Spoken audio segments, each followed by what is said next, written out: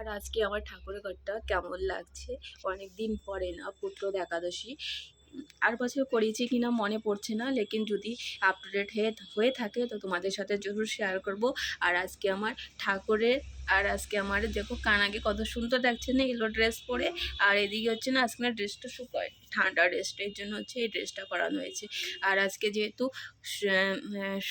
কি বার, শুক্রবার, আর হচ্ছে ঠাকুরজির একাদশীর দিন হচ্ছে এরকম এলো ড্রেস ওনার অনেক পছন্দ। আর তার জন্যই আমাকে মনে করে দিয়েছে যে ড্রেসটা ভিজে, আজকে ওই ড্রেসটা আমি পরবো না, এলো ড্রেসটাই পরবো। তার জন্য ওনাকে এলো ড্রেসটাই পরানো হয়েছে। তো রাধে রাধে, সবাইকে ভালো থেকো। আর আমার ঠাকুর ঘরটা আজকে কত সুন্দর লাগছে।